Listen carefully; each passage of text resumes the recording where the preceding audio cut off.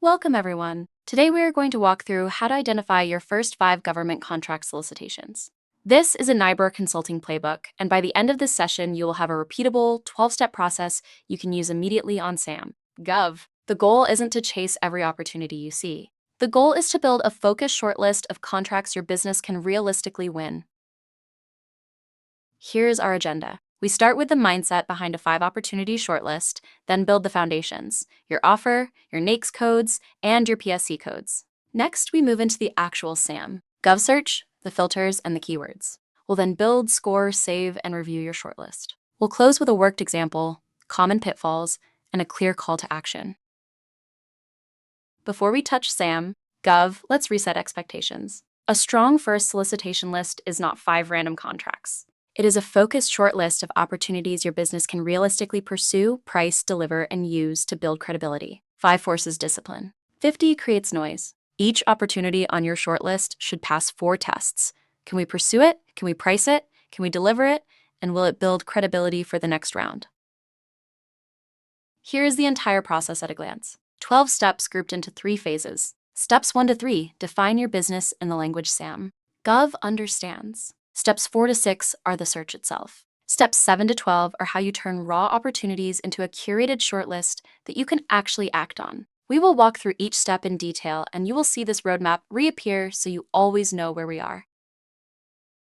Step 1 is the most important step, and the one most people skip. Before you open SAM, Gov, write down what you sell in plain language. Use a sentence anyone in your family could understand. Then break that sentence into searchable services. Notice the mindset shift on the right. You are not asking the federal government for a contract. You are asking which agencies have a problem that you can already solve. That reframing changes everything about how you search. Step 2 is to identify your NAICS codes. NAICS is the North American Industry Classification System, and it's how the federal government categorizes what your company does. For an advisory firm like the one in our example, 4 codes cover most of what they sell. The discipline here is critical. Pick 2 to 4 codes, not 10. Too many codes and your SAM. GovSearch becomes unusable. Step 3 is your PSC codes, which stand for product and service codes. The easiest way to remember the difference: NAICS describes who you are. PSC describes what the government is trying to buy. They overlap, but they are not interchangeable. If you only use one, you will miss a large chunk of relevant opportunities. Use NAICS and PSC together every time you search. Step 4 is to go to SAM. Gov, specifically the Contract Opportunities search page. SAM. Gov describes itself as the centralized source for finding you. S. Government contract opportunities and agencies are required to post anything over $25,000 there. You can search by 7 different fields, but the rule of thumb is to start broad with 1 or 2 filters, see what comes back, and then narrow from there. Step 5 is the filter set. Active status, the right notice types, your set-aside category if you have one, response dates that give you at least 10 to 21 days, your 2 to 4 NAICS codes, and a sensible place of performance. The warning at the bottom is real. Never bid on something due in 48 hours unless the scope is genuinely tiny. You will lose money chasing rushed proposals. Step 6 is keyword search. NAICS and PSC are powerful, but they don't catch everything because contracting officers often use plain English terms in solicitation titles. Build a list of 5 to 10 keyword variations and search them one at a time. Quote phrases like financial management for an exact match. Searching one keyword at a time gives you a clean, focused result list each time. Step 7 is the capture step. For every opportunity you open, you grab these 12 standard fields. This is non-negotiable, because if you don't capture them consistently, you cannot compare opportunities later. If anything is unclear, the scope is vague, attachments are missing, or the submission instructions don't make sense, mark it as review later. Don't try to force confusing solicitations onto your shortlist. Step 8 is where you separate signal from noise. For every opportunity that passes the basic capture, score it from 1 to 5 on 6 factors: fit, past performance, deadline, competition, complexity, and capacity. The bar is 20 out of 30. Anything below 20 is not worth the effort right now. The example on screen shows a strong 24. That's a clear go.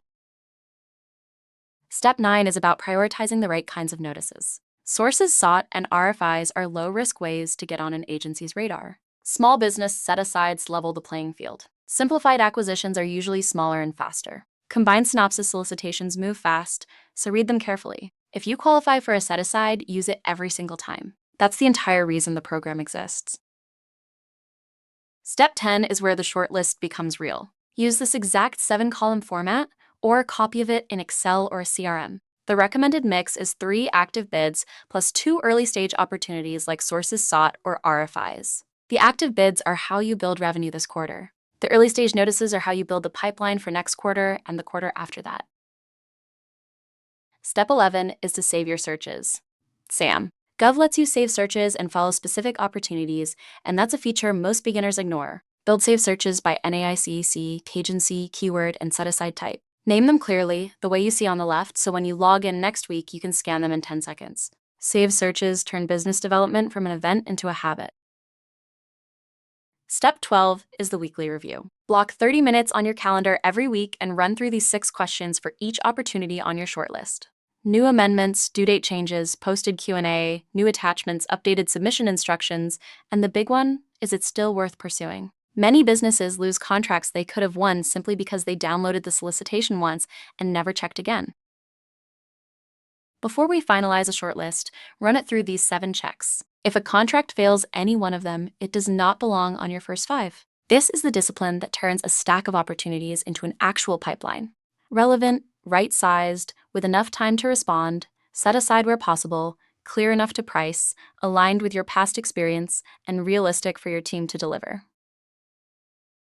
Here's the entire process applied to a fictional bookkeeping firm called Acme Bookkeeping. Their service offer drives their NAICS and PSC selection, which drives their keywords, which combine with filters to surface a shortlist. 5 opportunities, all scored at 20 or above, with a healthy mix of 3 active small business set-aside bids and 2 sources sought responses. That's a working pipeline.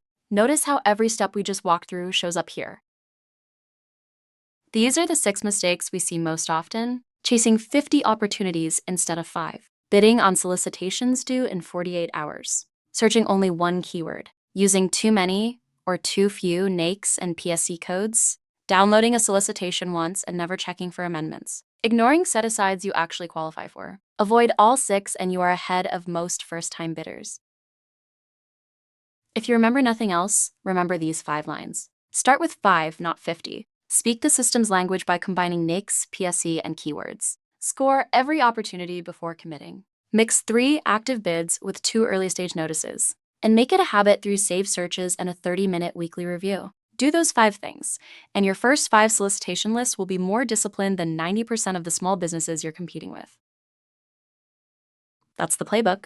If you'd like help applying it to your business, that's exactly what we do at Neybor Consulting. We'll work with you to identify, score, and organize your first federal opportunity pipeline so you stop chasing contracts and start pursuing the right ones. Visit Neybor Consulting.com to book a consultation. Thank you.